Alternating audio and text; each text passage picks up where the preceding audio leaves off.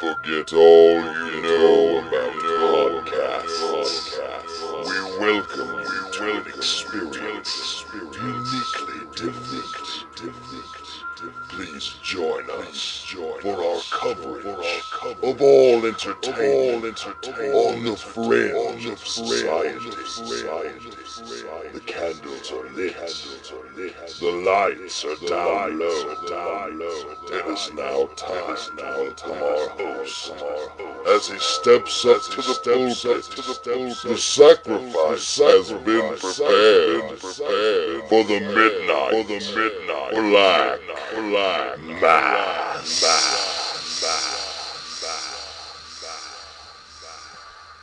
Ghastly greetings, groovy ghoulies, and welcome to your favorite podcast and mine. Surprisingly, not really. It's the Midnight Black Mass. Welcome again. I am your host, the devil you know, the maniacal minister of the occult, the Reverend Dan Wilson, here alongside my tag team part of the Southeastern Strangler, the 2014 Georgia Wrestling History Matchmaker of the Year and the Empire Matchmaker currently after successfully retaining that job at Chasing the Grail 2015, Mr. Andrew Alexander. Yo, let me speak on this. We'll speak on it, Conan. That's a little joke before me and the Rev and myself went on air here talking about oil of Olay and Arriba La Pasta and all that good shit. You know the only thing I picked up from Conan back in the day, and I literally did this tonight. Someone was talking about the sweater that I was wearing, and I don't remember how he said it or what was happening, but I'm pretty sure it was him. So I went up to the chick and I was like, "Oh, you like this sweater? Go ahead and feel." And as soon as she touched it, I said, "That's enough." That's enough. Yes, that was a Conan line. In a really fucking terrible period of WCW, but that was somewhat entertaining. Well, that's my line now. Say 7-year rule, man. They don't call me A-Dog for nothing.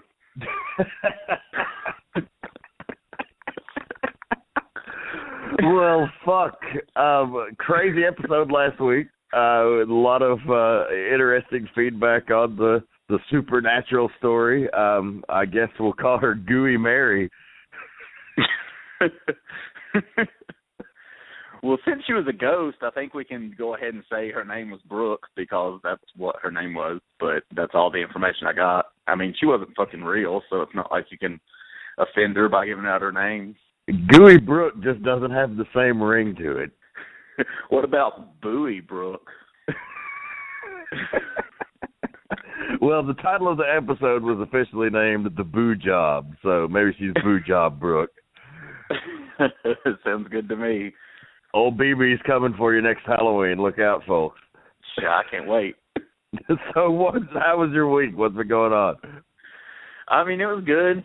No run-ins with the supernatural so far, but, I mean, I retained my job at Empire, so that was always fun. Had a good mega event there with Chasing the Grail, so that was exciting, and riding the waves of that. I'm going to take a little mini vacation this week, going up to the mountains of Gatlinburg, my first time as an adult.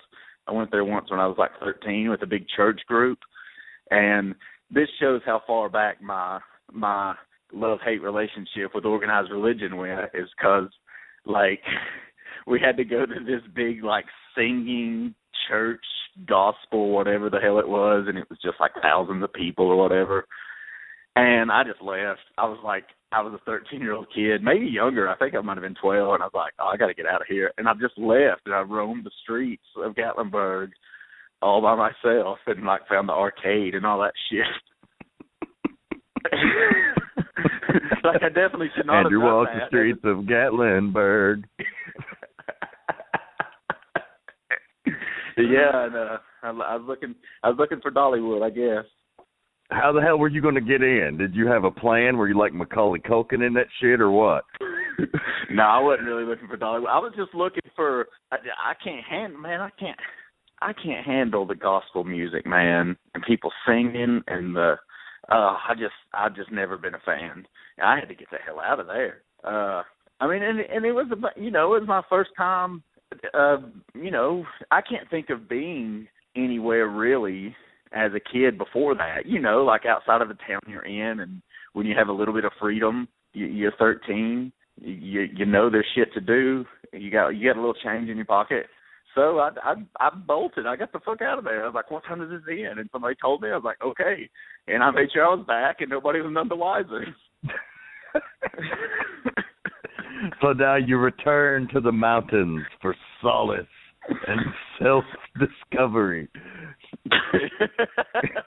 Yes, that's exactly what I'm going for. Well, trust me, and unfortunately, I've had plenty of self-discovery in my life, so. Hope you'll be discovering somebody else, right? That would be nice. So, speaking of organized religion, great segue there. Goddard, you sick about hearing about this fucking cup or what? Here's the thing. Don't know. I don't know what the deal is. I asked someone today, I was like, what's the deal with this fucking cup? And something about they're trying to take Christ out of Christmas because there's no snowflakes or no Christmas tree. Last I checked, snowflakes and Christmas trees didn't have a damn thing to do with Christ. No, they actually, especially the Christmas tree goes back to the pagan origins of the festival of Yule, but it was later adopted by the Catholic Church and others to normalize Christmas, much like they did with Halloween over the years.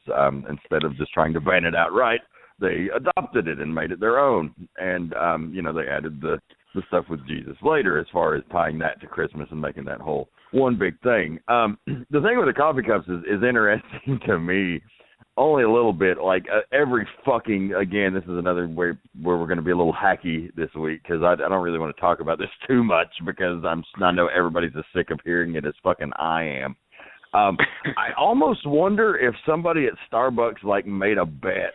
They're like, hey, I bet if we just make our coffee cups red and green that people will freak the fuck out over it and get us a bunch of publicity. And so, I'm sure the executive who came up with the idea is, getting a huge fucking bonus because it is one of the hottest topics in the news today. And really nobody should give a fuck. They're a private company. They've never been, religious affiliated. Minimalist art is, a very popular thing. And, that's what they're doing with this is, it's minimalist, red and green. That's their way of saying Christmas this year.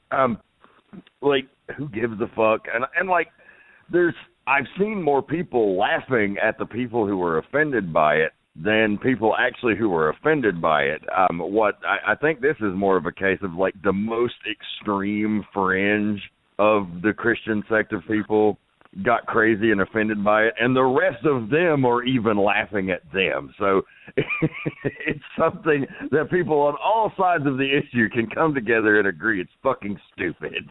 So what's everyone upset about? What did they do to upset people? Well, it's just they have the fact that they did. They have a holiday cup every year, is my understanding. Yes, and it's never had any sort of religious overtones. Like you said, it would have a snowflake or a Christmas tree or some jingle bells or decoration, something a little more festive. But considering red and green are the traditional Christmas colors, I don't see how you're not being fucking festive by putting out a red and green cup.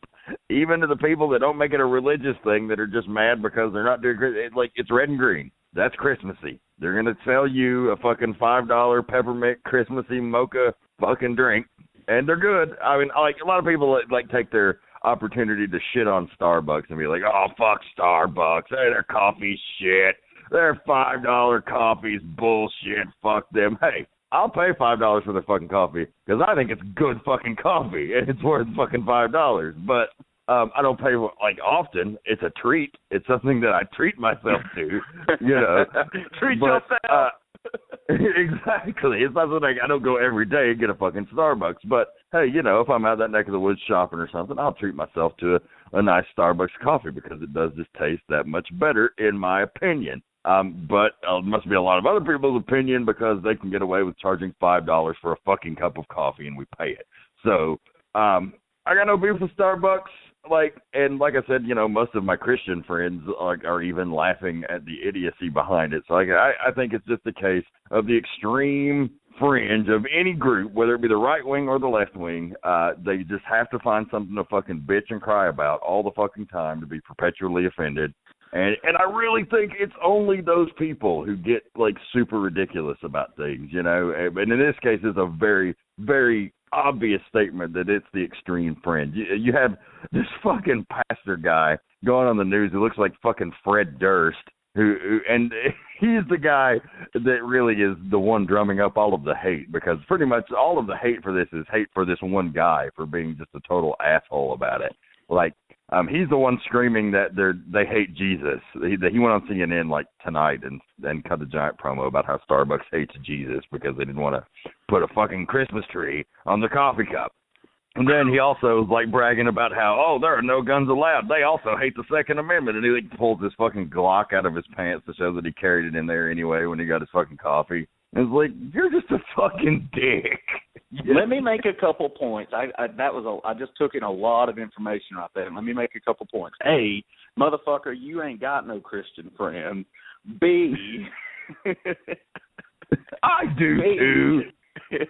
B, I'm putting the hit out right now. There's a cash reward for any of our listeners that drives by a random Starbucks and can snap a picture of the Rev sitting in there drinking some $5 coffee.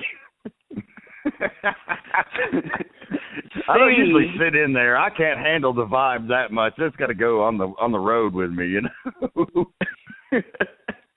C, why does this Christian man have to carry a gun? Does he not have the good Lord protecting him? Huh? I don't know. No one thought about that shit. And D, why? Why are we in this age? Is the reason that everyone bitches about so much is because we can, because we have all of these outlets that we used to not have with social media and the internet, and people just buy into it. The news should not allow this fucking idiot to come on there and bitch about a coffee cup. There's no way the news day is that slow to where you got to let this guy come on there and bitch about a coffee cup. We can't keep feeding into these people that just bitch about fucking nothing. This is so ridiculous. Yeah, and it's and when people bitch about that shit, and even I could get into some deeper shit that me and my wife were talking about this weekend based on some encounters we had with people in the public. When you get to bitching that fucking much about everything, it's definitely it's a first world problem, first of all. You look at some of the shit that other motherfuckers in the world, even in this fucking country you're facing, the homeless people out on the fucking streets, the veterans who aren't getting the fucking appropriate care, they're being fucking left to die in these VA hospitals. There's a lot of people hurting in our own fucking backyard right now. So the fact that your life is so fucking good that the best thing you got to bitch about is a fucking coffee cup means you got it pretty fucking good. So I might bite your tongue on that a little bit. Yeah, why don't we do a Midnight Black Mass special report and hit the streets and give some homeless folks some of this nice Starbucks coffee, or just take them our own coffee, because I can't be dropping $5 each for homeless folk to get a fancy coffee. We'll give them just some good homemade coffee in red Solo cups, and then say, "Sir, do you mind that coffee's in a red cup?" And when they say no, we'll piece it together and post it and say, "Look, nobody gives a damn about it being a red cup. People just want fucking coffee. Find something to bitch about." Red cup, green cup, who gives a flying fuck? Fucking people. So there's that. Christmas is off to a great start. Yeah, really. The fucking Grinch came out of the woodwork before it even got to the fucking Thanksgiving. So maybe we can turn it around. I'm a lover of Christmas, man. I'm not a big religious guy. I was raised in it, but it's I don't I don't even have time to explain my spiritual and philosophical views, or we'll be here all fucking night.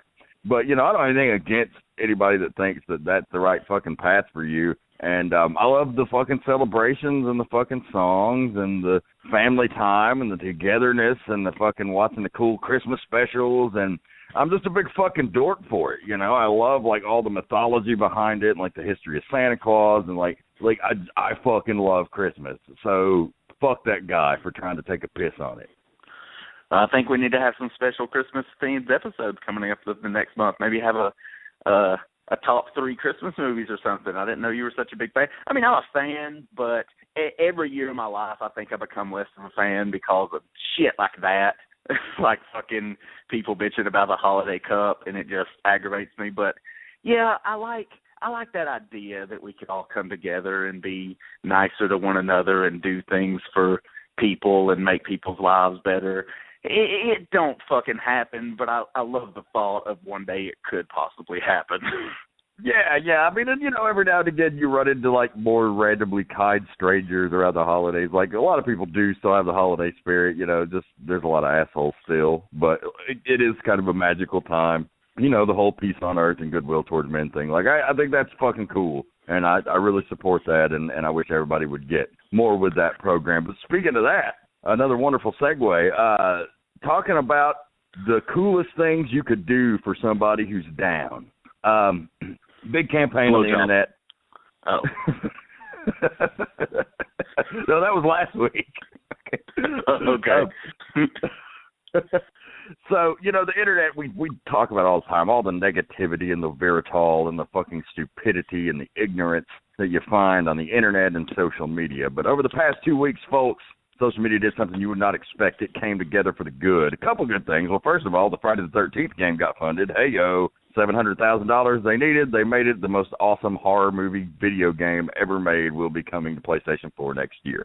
So that's fucking awesome. But besides that, way more important than that, the wonderful folks at Disney, J.J. Abrams, the whole cast and crew of Star Wars, The Force Awakens, which we're all eagerly anticipating on December 18th, a dear, diehard Star Wars fan announced with terminal cancer. He's told he's not going to live to see December 18th, so he's not going to get to see The Force Awakens. Can you imagine after getting all these teaser trailers and all of this shit, and you get a fucking diagnosis saying that you're not going to fucking make it to see the movie? So sorry, pal. Because this isn't like you leave your house one morning and everything's fine, and boom, you get taken out and you die, and that's tragic, but you don't expect that. But yeah, for someone to blatantly say, hey, this movie comes out in 3 weeks, you're not going to see it. Yeah, so as you can imagine, he was fucking devastated. His wife, obviously a wonderful fucking person, gets on social media, goes directly to J.J. Abrams, the director, and asks him what are the chances of him getting a private screening. And, you know, he says, well, we'll check into it, sure. And then, of course, Star Wars fandom gets behind the guy. They turn it into an international phenomenon. Disney recognizes it, and they give the guy a private screening of the uncut final version of the film. And, of course, he passed away like 3 days later. So, I mean, you know, it almost bring a fucking tear to your eye that there's still somebody left in the fucking world that's willing to try and make something better for somebody, even if just for a little bit. Doesn't benefit them. He's not going to be around to buy the merchandise. He's not going to be around to buy the fucking tickets. You know what I mean? Like, doesn't benefit them in any way financially. But to do that shows an act of goodwill to their fan base. That's the kind of shit I like to fucking see. That's the whole reason I got into the goddamn entertainment business in the first place, you know? Like to have that much of an effect on people and to be able to do something that monumental for somebody is fucking priceless. And that, my friend, is what the holiday season is all about. Yeah, I heard about that. Well, first I heard when it was a campaign to try to get it to do it, and I was just like, man, I hope they let him do that shit, but I could almost see them not, and thank God they did, and I'm definitely not condone. I don't think there should have been much of a debate, but you do have to be, you're in this position, you have to be careful with that because this is such a huge thing, and you obviously don't want things getting out. So I'm sure there was some sort of, like, you know, some documentation or something saying, hey man, just don't say what you see here. And a true diehard fan like this guy obviously was wouldn't come out there and spoil the movie anyway. Like that's you know, your diehard fans would respect that. and respect the people going to see it, when it comes out. But, there had to be just this worry that, oh, God, he could, this is the one civilian kind of seeing it. But they said, fuck that, we're going to help this guy out. And, man, can you just imagine how good that made that guy feel and his wife feel and his family? And, yeah, it seems like such a small thing, and I'm sure there's people that are like, oh, that's not a big deal. But that is a big deal, man. It's little things that matter. And when you can't even imagine being in a position where you're holding on for dear life and you're bummed. The biggest thing you're bummed about, or at least the immediate biggest thing, is not being able to see this movie, and then they hook him up. So that's definitely fucking cool that they did that. So big props to everyone. Good karma to balance out the shittiness that we often see on social media. So being used for the powers of good, and I'm very happy with that. Just real quick, have you caught any of Supergirl? It had blockbuster ratings coming out in the first episode. They kind of tailed off in the last couple. I'm a little behind on it because of fucking CBS not putting their shit on Hulu because the greedy cocksuckers have to open their own fucking streaming service where you can get it on streaming. So if I don't catch it like live on TV when it comes on, then I'm fucked. So I've missed like one of the episodes, but I've enjoyed the fuck out of it. What have you thought? Yeah, I'm caught up. I've watched all three. You can watch it on CBS.com. Full episode on there, and I don't enjoy watching stuff on my computer as much, but and I'm falling behind on a couple shows. I'm going to have to wait for the seasons to hit Netflix, but I didn't want to miss out on this one, and I didn't really know if it would hit Netflix, so I made it a point, and it's really good. I really like it. It's got some similarities to The Flash and the Arrow and shows like that. Nothing wrong with that, but there's definitely some similar things, but I really enjoy it. I mean, it's pretty balls to the wall comic-y. I wouldn't say quite as much as Flash, but definitely up there. And CBS is a huge network, so the fact that they're kind of, I mean, that they see where the money is, so obviously they're going to try to make the best product they can and please the fans. And I'm not, again, with it being a DC product, I don't know as much about it as I do Marvel, so I'm Googling the fuck out of shit. Like every time I hear something, I'm like, oh, what's that? Well, there's got to be something, and tying it in and looking up the Easter eggs and stuff. But it's really cool, man. I really enjoy it. I think they're doing a damn good job with it. 3 episodes in. And it's the same production team behind Arrow and The Flash, Berlanti, Kreuzberg, Guggenheim, etc. And so, it's kind of got that similar tone and that similar feel. But one thing it's got that all those shows hit, that a lot of the movies they've put out don't necessarily always hit. They get you in the emotional area. They catch you in the heartstrings. They get the heart and soul of the characters, and that there's so much more than a big stunt show. I'm getting deja vu here, but they do have their awesome powers, and yes, they use them to maximum effectiveness with something that's probably never been done on television up until these shows, as far as like the quality of superheroic action. It doesn't look shitty, it doesn't look cheap, doesn't look fake. Agents of S.H.I.E.L.D. sometimes looks like dog shit, in my opinion. Like, some of the effects they use are terrible. But these CW shows, they don't do that. Like, and it's amazing to me, because you would think their budget is a lot fucking smaller than ABC's, but still, they managed to make it look better.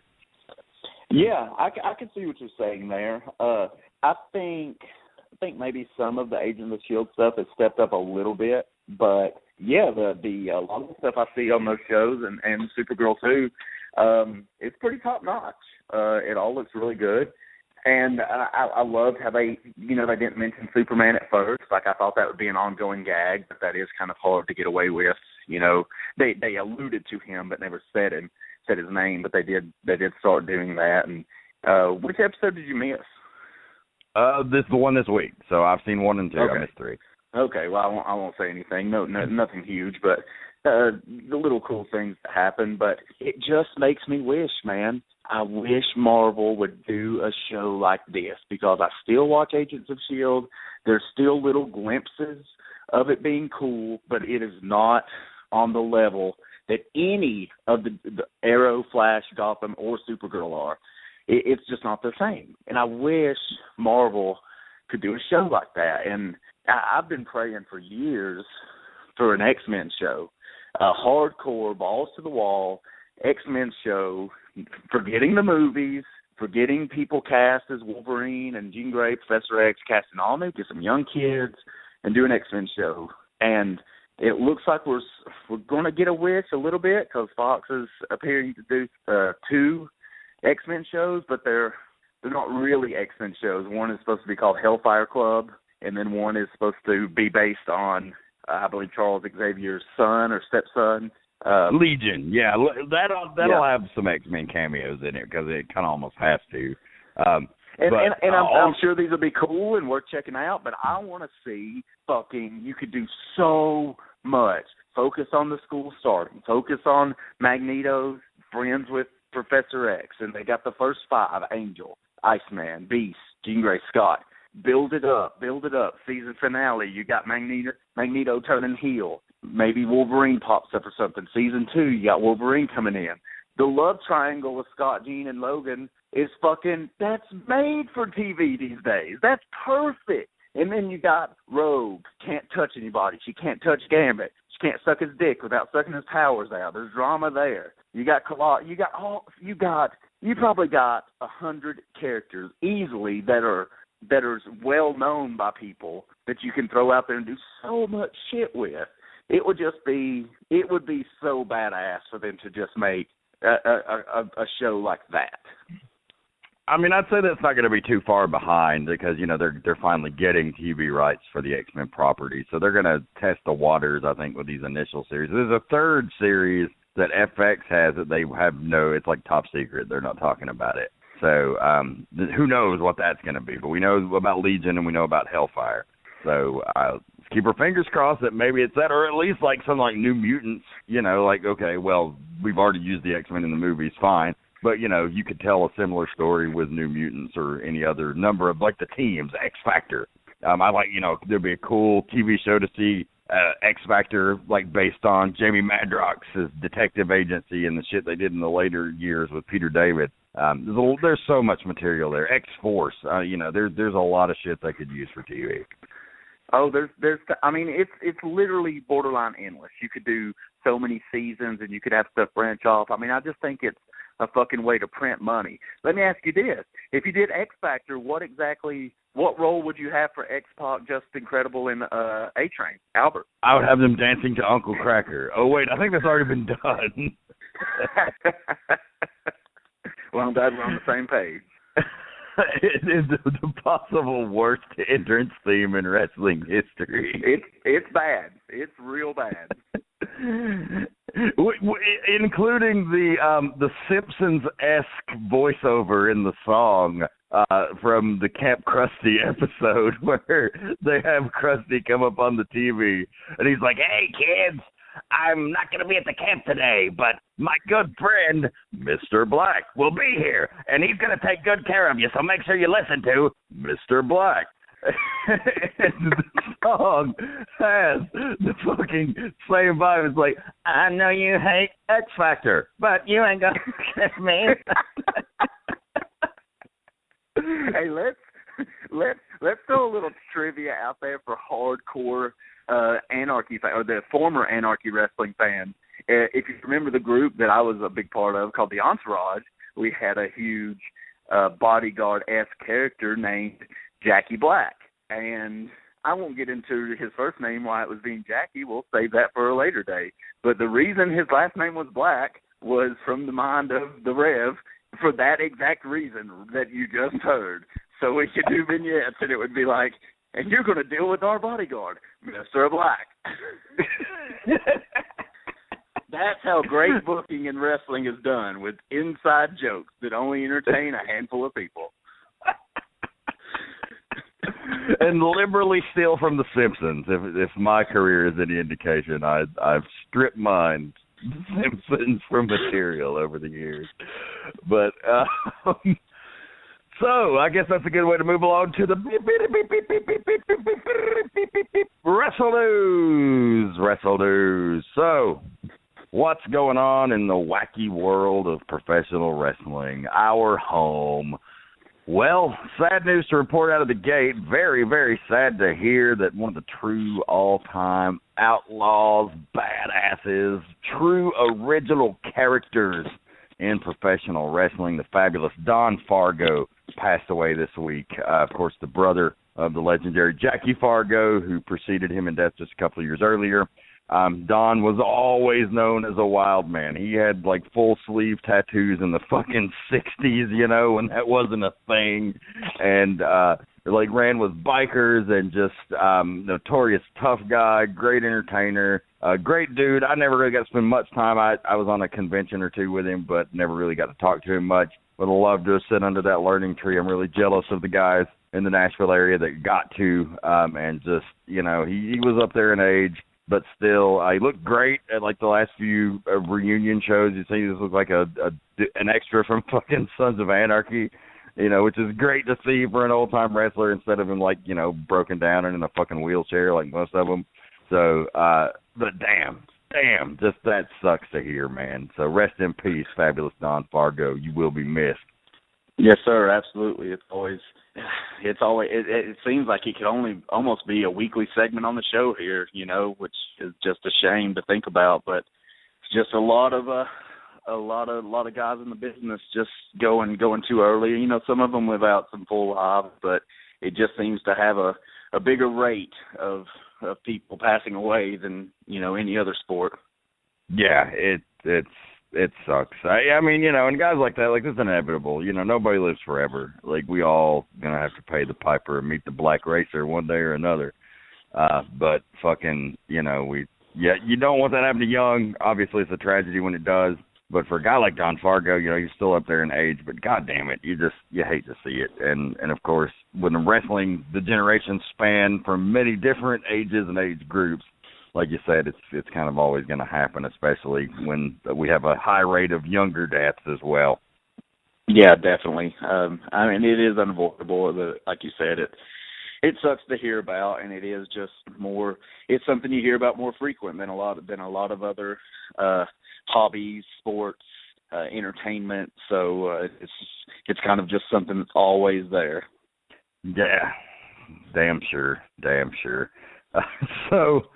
Speaking of deja vu, looks like we're getting a little bit of that in the WWE. Of course, we talked briefly about Seth Rollins and the knee injury last week on the show. That actually hit as breaking news in the middle of our recording, so it didn't even come up until later in the show. But had to vacate the WWE title. They're holding a big tournament at the Survivor Series 2015. Dare I say it will be a deadly game?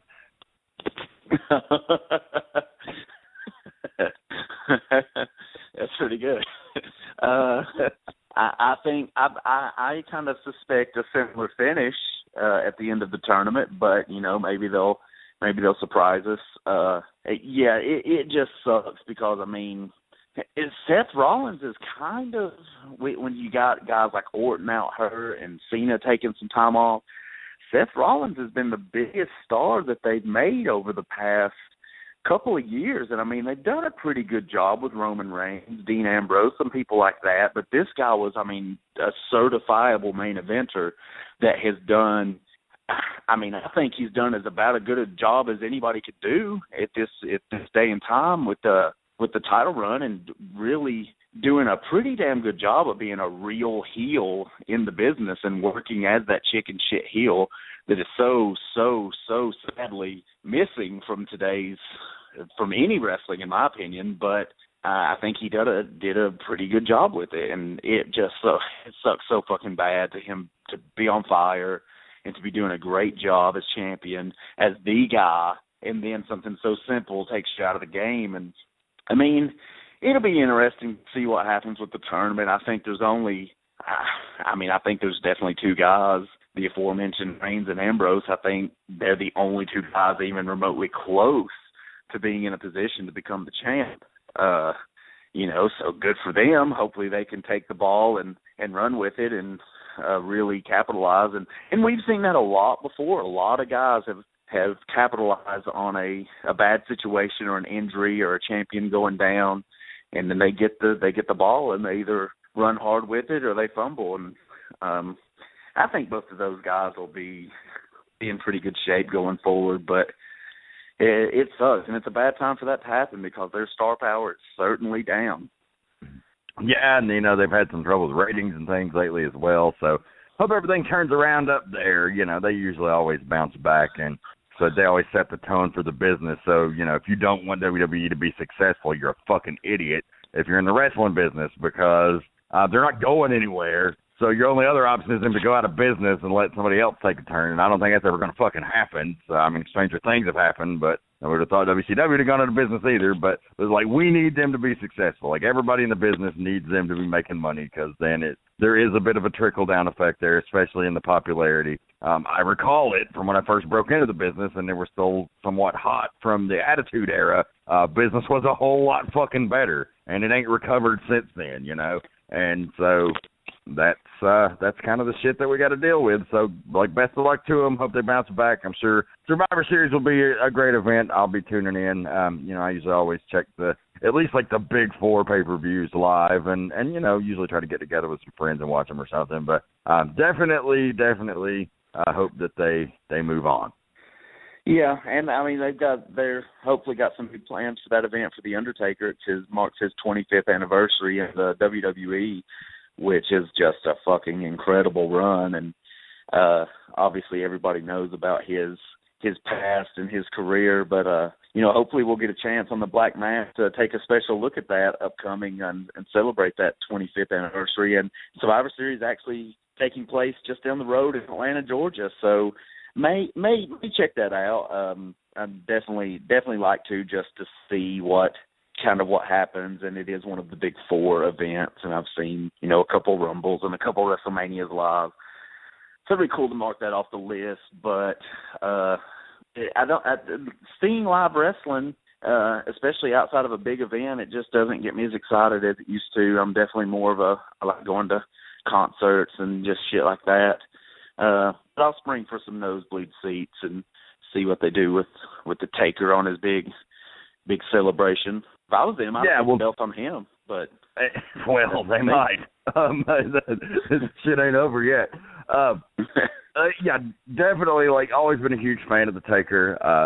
Grew up watching him as a kid, and he's kind of been a constant and one of the only links left to that era. So we'll definitely do a career retrospective on the Taker here coming up shortly after Survivor Series. We'll reserve a special edition of the program for that. I think we could probably kill a whole hour talking about him without a problem. So we'll definitely do that. So just a quick few plugs here to get out of the way before we move along. Got a cool tune for you here on the show before we break and come back with Fuck or Fail. But before we do that, just real quick plugs. I wanted to plug Why We Wrestle. What is that? Well, that is the return of wrestling in Cornelia, Georgia, in the famed NWA Wildside and Anarchy Arena. And they actually have their first big card this weekend called Wrestling at the Church. You can go to their Facebook page at facebook.com/whywewrestle or on Twitter at whywewrestle. They have a 36-man tournament for the Why We Wrestle Heavyweight Championship that's going to be bringing in stars from the past and present of the arena. It's going to be real exciting from what I'm told. And I'm not going to say a whole lot other than I've got my eye on what's going on down there. That's all. I'm gonna leave it at that. But I'm definitely watching the goings-on there very, very closely. And I think there's 2 things we can take away from that. A, 36-man tournament. That's an uneven number for a tournament, so there seems to be something going on there. I might have fucked up the number, so don't rely on my short-term memory, okay? Because that's never a good thing. Well, if it's a traditional tournament, it'll probably be 32, which is a huge fucking tournament. I mean, the tournament the WWE is doing now for their title is only 16 men, so it's twice as big as that. And the second thing, hopefully, they can get some real notoriety going. Maybe that same Red Cup motherfucker that went on the news can raise hell because they're having wrestling at a church. And God forbid that happen. So maybe they can get CNN down there to cover it.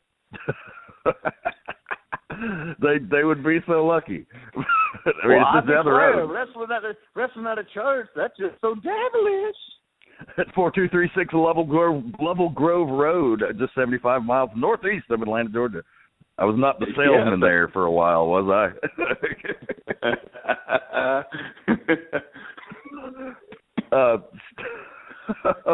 So we talked a little bit about what was going on at Empire. Chasing the Grail 2015, phenomenal event. Enjoyed watching it top to bottom. It was a show I kind of underestimated on paper. I really didn't have high expectations for it just because of some, not because of the talent or anything you'd done, but I knew that there were some issues with, like, venue scheduling. And, you know, as a booker, when you lose important cards getting to the big shindig, then, you know, you really have to vamp and redo things. So, but man, the two main events, two of the best matches we ever had in the Empire Arena, one being the four-way championship match, which a lot of people thought was going to be just kind of all over the place, maybe a little bit of a cluster. Man, those guys went out there and delivered the goods. New Empire Heavyweight Champion, Bobby Hayes, the Butcher, man who's been hated in the arena for a while, but just due to his no-nonsense attitude and his tough-as-nails style, he started to gain a bit of fan support and got quite a bit of cheers when he won the heavyweight championship.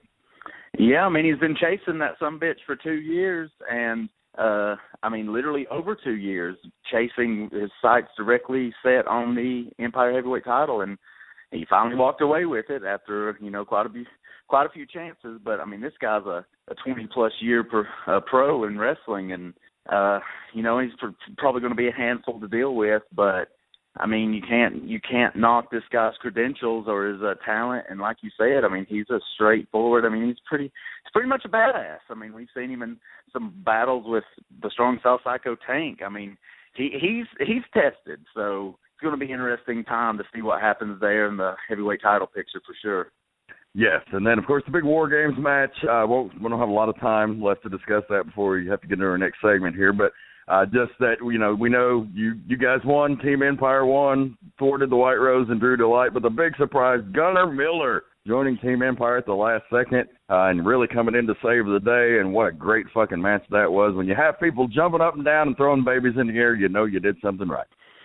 Oh, man, and he saved my ass because I was about to have to get in there and basically I was at a 4-on-1 disadvantage with the whole White Rose and Drew Delight. And I'm telling you, man, when I was about to step foot in that cage, those people were popping and on the edge of their seats, or, I mean, standing, jumping up and down, screaming. I was like, I mean, I was pumped up. I was ready to go. And then I hear some noise, and he comes out on the stage, and it was a whole other octave. It was arguably the loudest pop I've ever experienced in professional wrestling. I mean, the roof was almost literally blown off that place because of the fan support and behind Gunnar Miller. And, I mean, God, the WWE's got to wake up. This is a guy they should have signed before he even had his first match at Empire. But he's been on the radar. He's had tryouts. They've spoke to him. This is a guy that should be signed right fucking now. He's got that presence, man. That's something you can't buy, you can't teach, you can't train, you can't put a price tag on. And he's got it. So big action coming back this weekend, November the 14th. That'll already have happened by the time this airs. But stay tuned to Facebook.com/Empire Wrestling, Empire PW on Twitter, or EmpireWrestling.net for all of the news and information. So right now, we're going to go to a quick tune for you, and we'll be back with Fuck or Fail. This song is called Dead Wrestler Beach. And when I die, I want to be surfing the waves there. Decided it was time to hit the beach. Put the top way down, burned up the street. Got my trunks, I'll need to put my boots in the sand, cause I found the coolest beach in the entire land.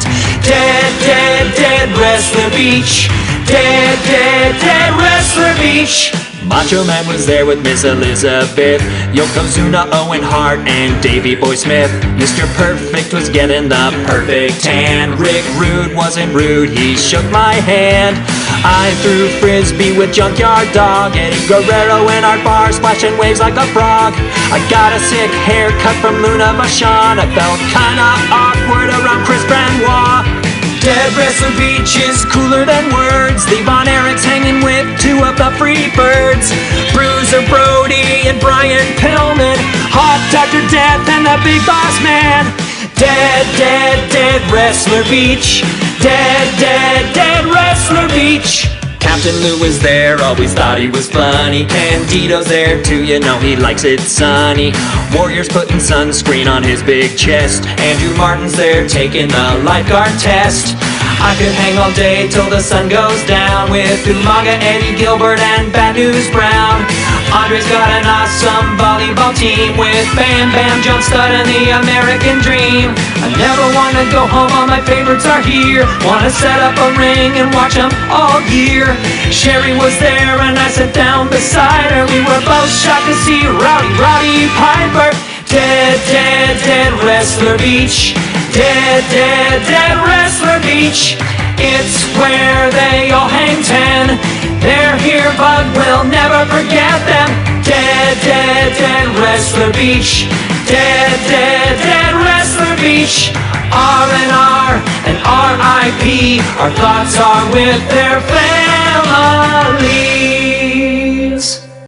That was Dead Wrestler Beach, presented by Fox's Animation Domination. Find them on YouTube. Just search it right there in your little searchy box.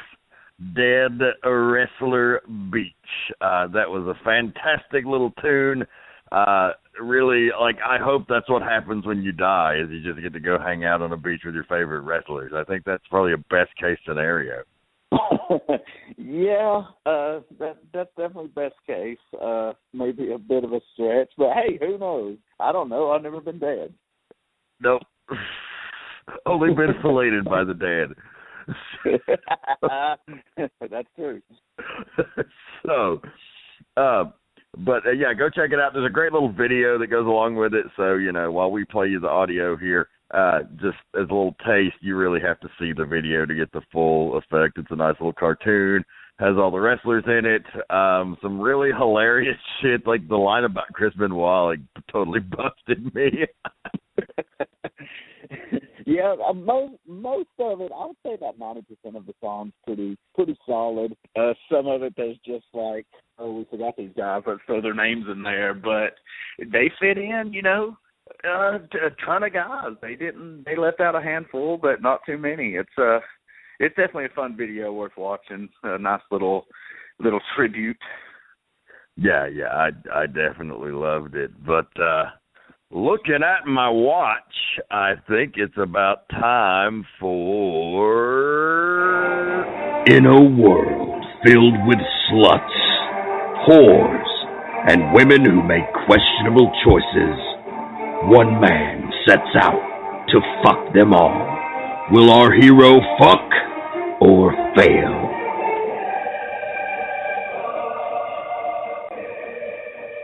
Tales of the Single Man, a.k.a. Fuck or Fail. We just gave it the extra long name because we already had a segment with or in the middle, so we had to do something to switch it up.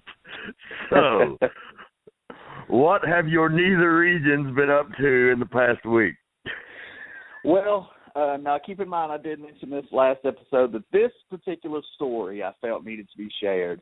Takes place now 2 or 3 weeks ago because it was before the Halloween special, which I had to tell that week, and then the week before we didn't have a fuck or fail. So this goes back a couple of weeks, but it's a story I definitely had to share. But before I start, let me ask you a question. And I want you to think about it for just a moment and give a real heartfelt answer. What is it that makes a man great? Well, a lot of factors, I think. Charisma, success, adulation, certainly, but not always, because people like some dumb fucks. That's a very subjective question. I don't know that I have a good answer. It's tough, and I agree with the things that you've said here, but I think something that makes a man great is how he acts, how he reacts in the face of adversity. When his back's against the wall, when the chips are down, when the world is just crumbling upon him, how does he handle it? How does he handle himself? How does he conduct himself? That is what makes a man great. That is the true test of a man. And this is a story. This is a story about adversity. This is a tale about trying to overcome the odds. Well, as Arn Anderson said, adversity introduces a man to himself. Well, I met myself. That's for sure. I saw myself, and I just don't know how I feel about what I saw.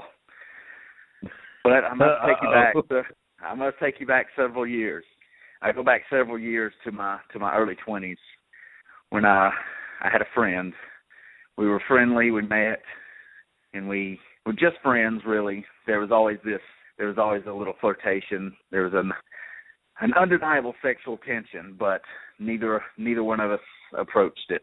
It was just, and I can't explain why. I think I have my theories on my end, but I can't quote for her. But this chick was hot. This was your stereotypical hot chick. Like, everyone would see her and say, oh, that's a really hot chick. Like, everyone. Even the great Muji would have thought that this woman was hot. I mean, that's a man of high standards. Yeah. Oh, that. He's always had the highest of standards. The only thing before he, of course, is settled down. Now he's found him a very, very nice woman and is now a settled down mood. But in his single days, he was very picky with women he would even talk to. Yes, the only thing higher than his standards were his hopes. And this man would have. I mean, he would have said this woman was a 10. She was hot. But, and I knew she was hot, and I agreed that she was hot, but she wasn't my type. I have many types. I'm a man of many tastes, many flavors, if you will. But she just really wasn't my type. But the fact that she was so hot and she was cool, we had a good rapport, if you will. Of course, I wanted to fuck her. I mean, what the hell? Plus, I was a lot younger, so I fucked everything back then. You think fuck or fail's bad now? Good Lord, if this podcast was 10 years ago, we'd have been thrown off the air, I think. But alas, nothing ever happened. Nothing remotely close ever happened. It was just never brought up. It was never thought of. It was a different time in all of our lives. It was just a weird situation. Now, fast forward to present day, or just a few short weeks ago. I'm out and about in public gatherings, and I bump into this person I had not seen in several years. But she had not really changed that much. Still looked great. So I'm talking to her. We're hanging out. We're talking a little bit. Just being very friendly. No big deal. We go our separate ways. I leave. So I text her, hey, it was good to see you tonight. Just sending a little texty text, just being friendly.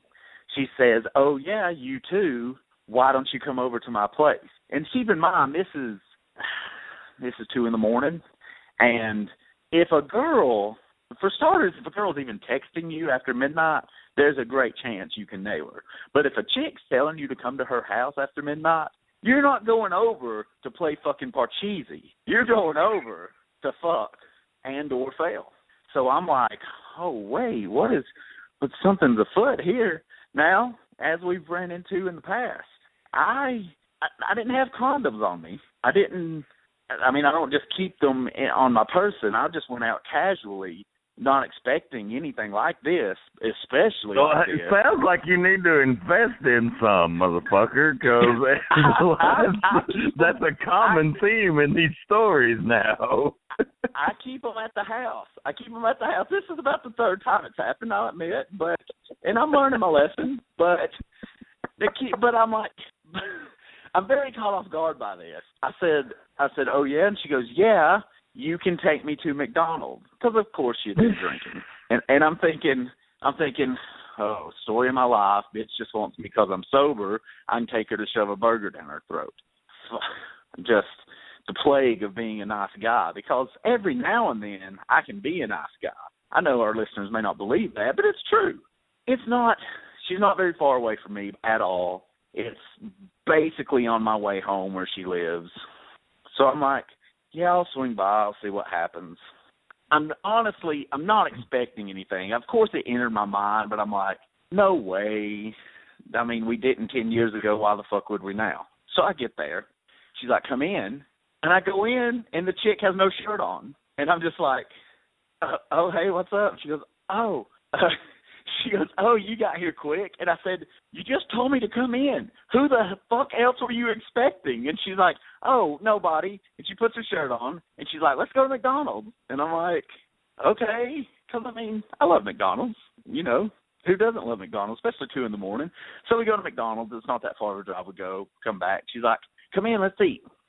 No big deal. So we're eating. There's no opportunity. There's no moment. There's no nothing. And she said, I'm like, well, I want to get going. Because I don't know if we've discussed this in our Fucker Fails, but I'm not a sleepover type of guy. I like to sleep in my bed. I don't like to, for starters, I don't like women sleeping with me either. I don't let them sleep over. Like, none of these tales have ended with cuddling and sleeping together ever. But she's like, no, it's late. Just stay here tonight. And I'm thinking, okay, well, that's a sign. And I was like, I don't know. I mean, I should just go home. I don't sleep over or anything. She's like, it's not a big deal. Just come on. And she just grabs me, takes me to her bed. She's like, lay down there. And I'm like, okay. So she gets in bed. And still to this point, I mean, I'm thinking, what the fuck? But I'm also assuming that we're going to sleep. No, we ain't going to sleep. Like, she gets into bed, and she just reaches over and starts making out with me. And I'm like, this is great. There's so much. I mean, there's like a decade of pent-up sexual frustration here. This is going to be amazing. Or is it? Because that is a lot of pressure. So we're making out and everything, and I'm like, oh, shit, of course. And I say, do you have any condoms? And she says, no, why the hell would I have condoms? And I said, I don't know. Some women just keep them around. And she's like, no. And now I'm thinking, I don't like to be fucking around without no condoms. I don't like that. And keep in mind, there is the slight fear of AIDS and syphilis and crabs. But the real fear is fucking knocking up some random chick and having to deal with her for the rest of my life and getting a bill that lasts 18 years. That's the real fear, and that is a big fear. But in this situation, I was like, man, this girl's so fucking hot. I would love to know what it feels like to actually have sex with someone the way it's meant to be, the way God intended, without putting a balloon on my dick. And then she says, well, we'll just do this another time. And I literally said, fuck that. I jump up. I throw on her flip-flops, keep in mind, they're her shoes. I throw on her shoes. I run out of the door. She texts me. She says, where are you going? I say, I'll be right back. There's like a store less than a mile. I go to the store. I run in. My pants are undone. My belt's swinging like out of the loop. I'm not kidding. My pants are barely on. My shirt, who knows? I don't even know. It could have been inside out. I don't know. But I'm running in there. I run up. I grab the condoms. And they ain't got the good ones. Oh, let me go back. They don't have the good ones. They don't have the big boys. Because I need the big boys when I'm buying these condoms. But they don't have them. But I'm like, I don't care if it's fucking a rubber band and saran wrap. I'm buying something, and we fucking. So I go up. I throw the condoms on the counter. And the woman at the register, she looks me right in the eye, and she goes, I knew that's what you were coming to buy.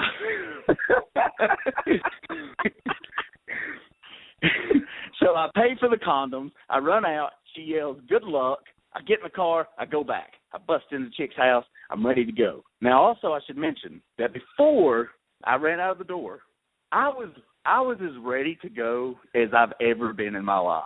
I'm talking full mask. Full fucking salute. It would, dude, if this bitch could have been on birth control, because I forgot to ask that.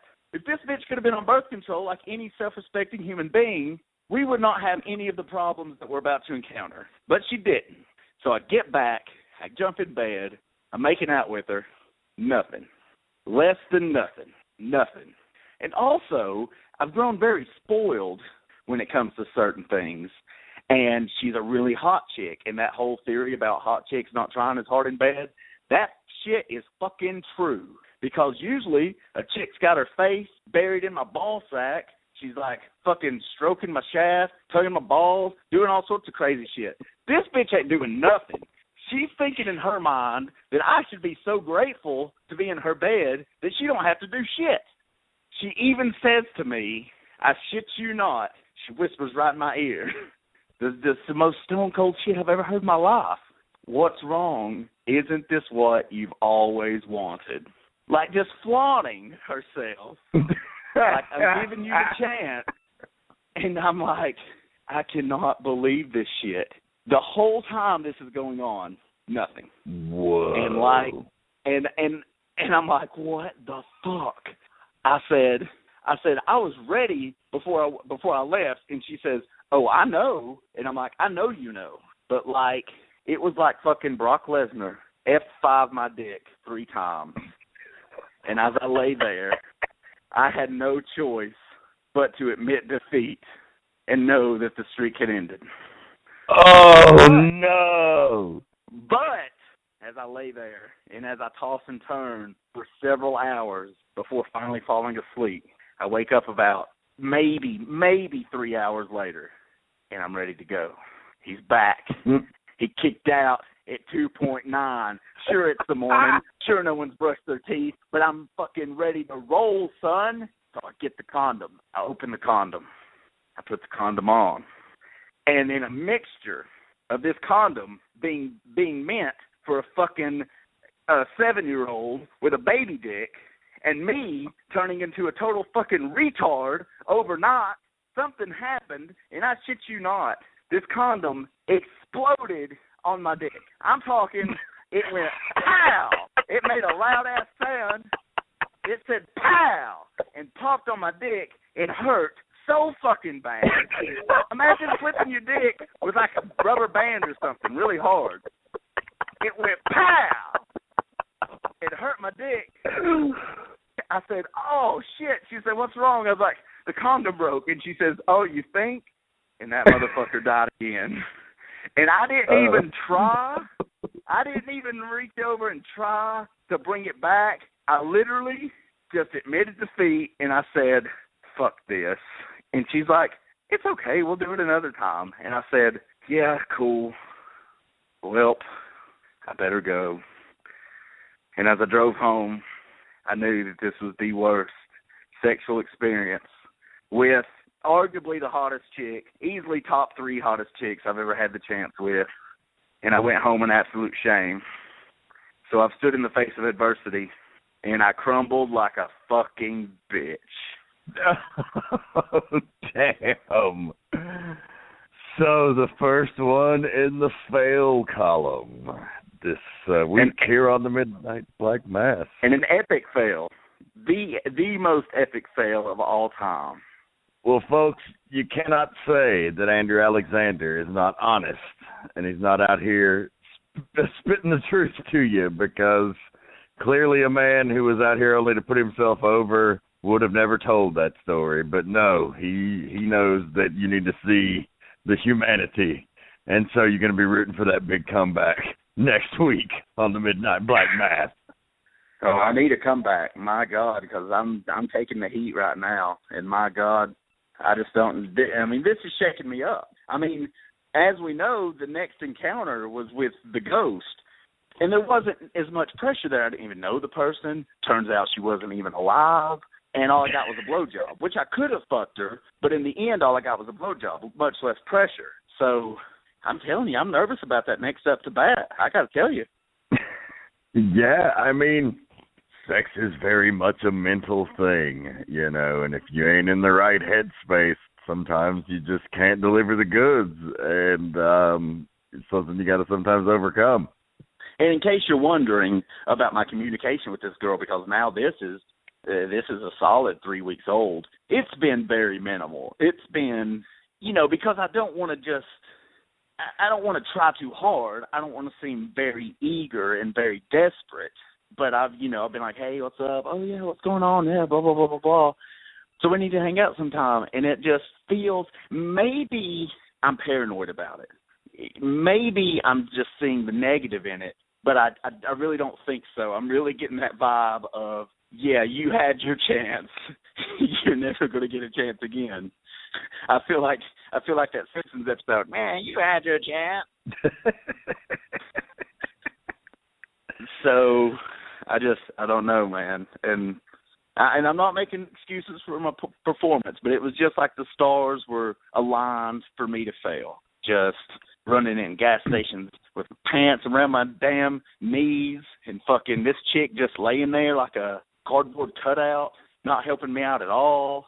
I didn't mention she wouldn't let me go down on her. She's like, oh, no. And I don't get that. What is with the women that don't do that? I mean, maybe they must not enjoy sex. I don't know. Yeah, but I've experienced that before. They were like, oh, no, you don't have to. And I'm like, what? I'm like, I know I don't have to. No. And I'm like, okay. You know, so I'm a Picasso. I need to paint. Yeah, fucking A, right. So I don't understand this. The world was against me on this night, man. Maybe the fucking spirit world knew that I was going to betray one of their own the following week on Halloween, a week and a half later, whatever it was. But that's the tale, and we had a good run. Damn. Well, rooting for that big comeback next time. I have no doubt that you'll get it together. We're old, but we ain't that fucking old. That's right. You know, the parts all still work just fine. Yeah. So, well, you know, on that note, we'll move along from the fuck or fail this week, and I'm sure that's got you in the mood to be right bitter and pissy, so let's hate. Oh man, why do you hate everything new? Partly because I don't understand it, and partly because fuck you. It's time for Old Man Haters. What's wrong with you? It's either this show or indigestion. I hope it's indigestion. Why? It'll get better in a little while. It's Old Man Haters here on the Midnight Black Mass. This is our therapy session of the show where we just find something to bitch about and bitch about it because positivity is great and we prefer that like 99% of the time. But every now and then you just need to get those negative things off your chest. So I know you said you had a little bit of a gripe, and my gripe's probably not huge this week, so I'll let you take the lead coming off of that fuck or fail. Well, I got two gripes, and I wouldn't say neither one of them's huge. But they got me worked up a little bit. Number one, if you're a fucking major gas station retailer, you need to carry the big fucking condom because not just people fucking, they don't all have little dicks. Is that too much to ask? And number two was WWE, the wrestling related thing. I'm not as in tune with wrestling and the WWE as I have been for the majority of my life. I'm just not excited about a lot of things. I can skim through much of Raw. I don't check out SmackDown. You know, I watch the pay-per-views, but even then it's like, okay, I'll watch this and try to get caught up. I'm just not excited anymore. But occasionally they do something that gets me excited, that I want to check out, that I want to see, that makes me happy. And on the same coin of that, sometimes they do something that just makes me really angry, that I don't understand, and that I just can't imagine their thought process. And they did that this past week or so because on the WWE Network, they have a show called The List. And it's very much like a VH1 type show that you've seen before, like an I Love the 80s and things such as that, where they have not only some of their talent, but some minor celebrities come on there and they talk about wrestling-related topics. The topic in question was an episode about crazy transformations. For example, they discussed how Papa Shango became the Godfather and how the Rhodes family became, Dusty went on to become this polka dot dude dancing, and Dustin became Gold Dust and Cody became Stardust. These insane transformation of characters that we've seen throughout the wrestling business. Now, the main event on this episode was something that they've never, to my knowledge, has never been acknowledged. And something I don't think they ever should have acknowledged. Maybe when the man's career was over and you put out maybe one of these retrospective DVDs, maybe you acknowledge it then. But they've always protected The Undertaker. The Undertaker's character, you know, much by his design, I'm sure probably a lot by his design, has been protected. They don't break kayfabe. They don't break character with it. He doesn't appear in the crowd when they have the Hall of Fame. He stays in the back. He just doesn't do anything outside of that dead man persona. And by protecting that, a lot of things that went along with him got protected. Like, you didn't really see, maybe after he passed and went in the Hall of Fame, like they never mentioned that Paul Bearer was Percy Pringle. That wasn't something they just threw in your face. Like they throw with a lot of stuff. And Kane, his brother, which everyone knows is not really his brother, but they still keep that mystique. They say that they're actually brothers, and they don't just make it a point to reveal that. Well, on this show, they talked about how Isaac Yankem, DDS, became Kane. And they just went into great detail on how he's made such a transformation and how he's reinvented himself and how this was so big, and he may not have lasted if he was the dentist, the evil dentist, but now he plays the role of Undertaker's brother and blah, blah, blah, blah, blah. And that shit pissed me off to no end because, for starters, they didn't have to do it. This is some C-rate show on the network. It's like a 20-minute show. They could have talked about so many other people. They did not need this. It didn't generate them money. It didn't sell tickets. They just did it to do it. And it just upset me so greatly because they don't protect anything anymore. And one of the few things that they actually do protect, now that is free game, and they can just shit all over. And it goes back to what we talked about last show about how people just not protecting shit in the business. And, you know, most people know that they're not brothers and that this Glenn Jacobs has played many characters and he's not Kane and all this, but there's kids that don't know that shit. There's a lot of casual fans that don't know that he was a stupid dentist, and they just threw that out there for no reason, and that shit pisses me off.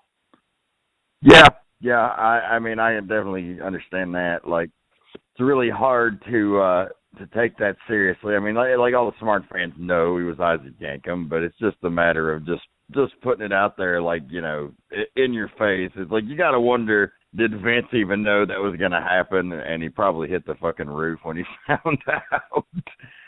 Because you know that's another thing. That's another thing I thought I was going to say, and I don't like to see people fired and things such as that. But I hope that whoever made this call, I hope they either got fired or seriously had their ass chewed out big time, because I can't imagine. I just can't picture Vince knowing this, or an Undertaker, or a Kane maybe goes online. I mean, he probably doesn't it, but he probably hears about that from somebody who's like, what the fuck you talking about? And he looks at it. I mean, I hope somebody got some heat over this.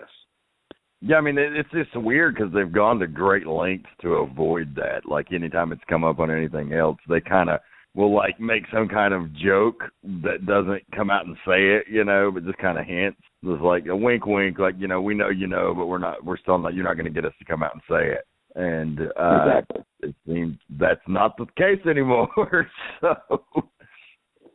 no, not at all. And I mean, if you're sitting there thinking like, oh, that's not a big deal at all, that doesn't matter, it's just wrestling, then you're part of the problem, because that shit does matter, and that's why the business has changed so much, and that's why it'll never get back to anywhere remotely close to how it used to be, because just no one will even let anyone try to believe anymore or try to get into something and just feel it and let it be real to them. Like, no one, it's just like that's so taboo now, and it's like, oh, we can't do that under any circumstances, and I don't know, it's just bullshit to me.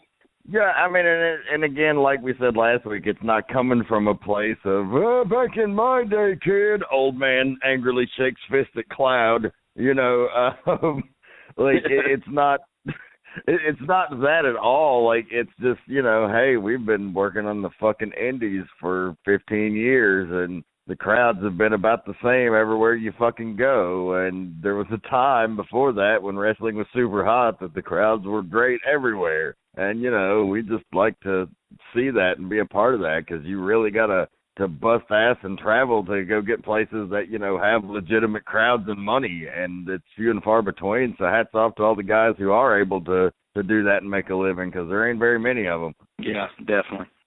So there's that. Yeah, and I can agree with you there, and definitely, you know, that's being an old man hater. Not to hate on the WWE, because, you know, they got more money than God, but and, you know, for a reason, but also, like, just the wrestling traditionalists in us have to come out and say, hey, we were taught that's not how you do this, you know? So it just throws up a red flag.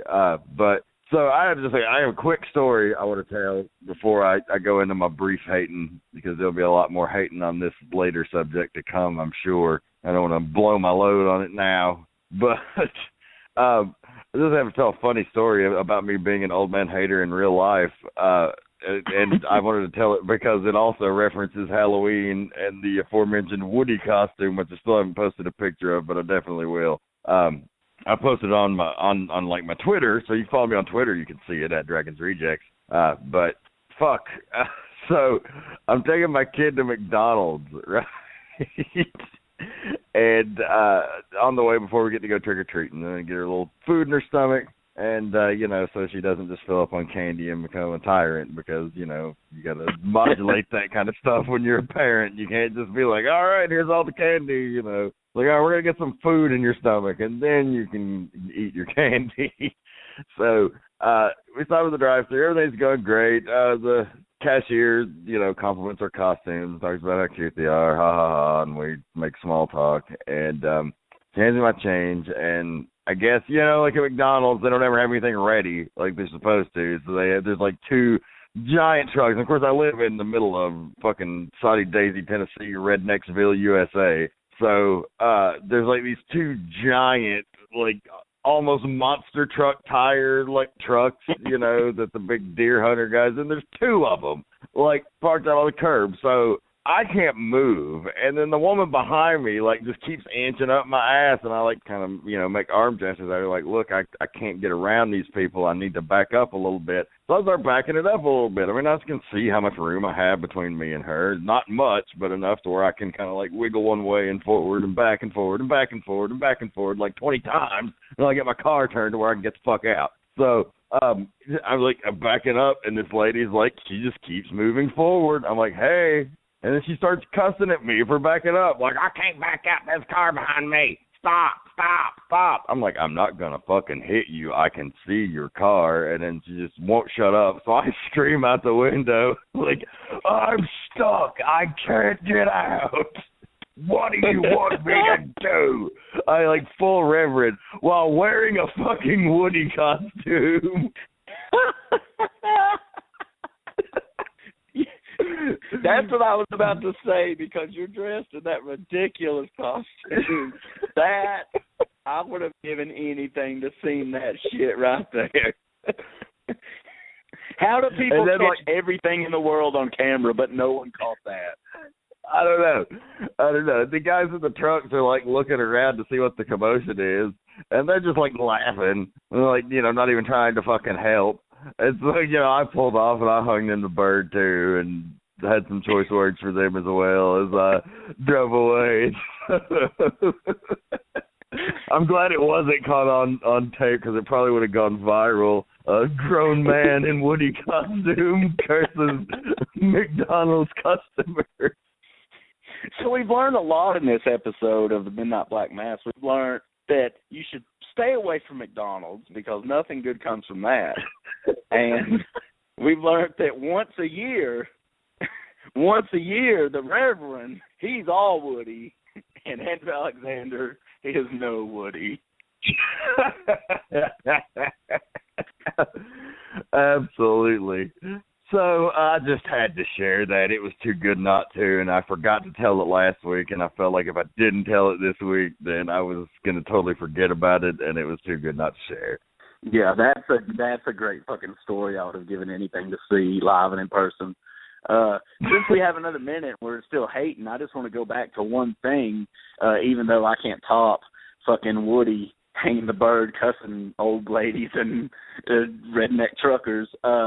You know, we're coming up on the 25th anniversary of The Undertaker being in the WWE, and a huge part of why he's been able to last and maintain 25 years is because of who he is and his work ethic and his skill and psychology and everything. Chances are, it's pretty much a guarantee, if you put anyone else in that role, it wouldn't have lasted 25 years. But another big reason that he did last 25 years was because he and the company protected that character so much. And up to this point, Kane is coming up on 18 years. You know, who has that tenure of those two guys in the business period? Pretty much fucking nobody, especially that's still working. And that's part of the reason why. So guys that are like, oh, you can do whatever, it's wrestling, you can change, and you can just ignore that shit. No, you can't. You can't if you want to last, you want to stick around, and you want to have a career, you want to make some money, and all of those great things. You got to take pride in what you're doing and stand up for yourself and do what you think's right and shit like that. You can't just be blowing your character, not selling your character, ignoring it, being a heel, but smiling and shaking hands with the fans and all that, or vice versa, being a babyface and being a dick to people. Like, it takes more than just what you do in the ring, and that's a good example of that, I think. Yeah, that's for damn sure, without a doubt. And so if you're going to dress as Woody, don't be cussing at old ladies because he's supposed to be a good guy. Yeah, it was not my finest moment. Probably better than punching the wrong guy, but not much. Not much. So in the last few minutes, the only other thing I wanted to hate on, and I'm sure you probably agree with me, but you're very selective on who you allow on your Facebook feed, so maybe not. But I think, you know, anywhere you go, it's hard to miss it, whether it be at work or at home or at family dinner conversations. Boy, am I not looking forward to the 2016 presidential election. What about you? Man, I don't know. Some entertainment could come from it. I don't even know. I mean, to my knowledge, Donald Trump's going to win that shit. I mean, as far as I know. Who else is Hillary running? There's a few candidates that are like in the running. There's two guys. Like, I don't really want to get into the analysis of the whole thing, but because it'll probably like show some of my political opinions, which I don't really like to do.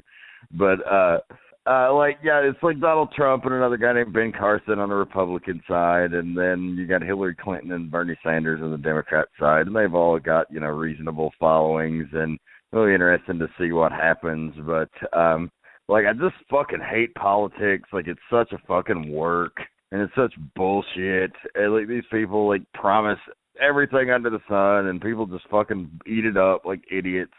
And knowing that they're full of shit, but, you know, like South Park says, but Dad, I don't want to vote. It's always just between a douche and a turd. Well, of course it is, son. They're the only people that suck up enough to make it in politics.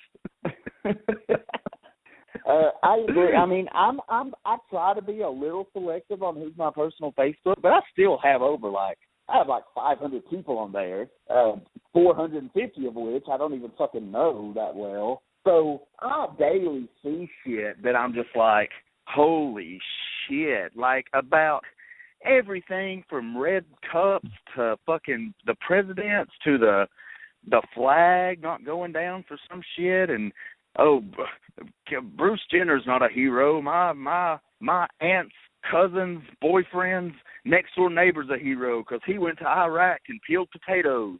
And fucking, I see that shit all day long, to the point where I thought about mentioning this before and I forgot. I'm debating and telling people I'm going to do it. So when they get mad about shit, they feel they should be feel even stupider, more dumb, because I'm telling them I'm doing it. But I'm thinking about going on there and just trolling the fuck out of people on my Facebook and just see how many people I can get to delete me. Like, go on there and say, I hate cops, I hate veterans, I love gays getting married. Unless you're a queer, then I hate you getting married. Just pissing off everybody and see if I can get down to like 20 friends. That'd be a fun game. You have no friends. You have 0 Facebook friends. Wah, wah, wah. I hope it plays that noise too. Oh, it will.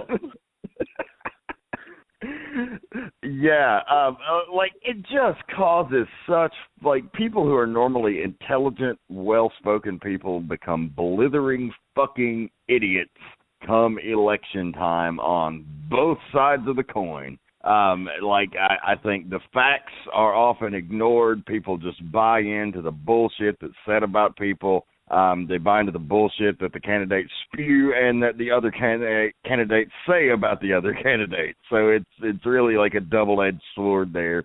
Everybody just gets sucked so emotionally into it instead of thinking logically. And the debates, like, I remember when we were kids, and my grandpa talked about this before he died. You know, he was like very big into politics and you know, following the issues and shit that was going on in the country.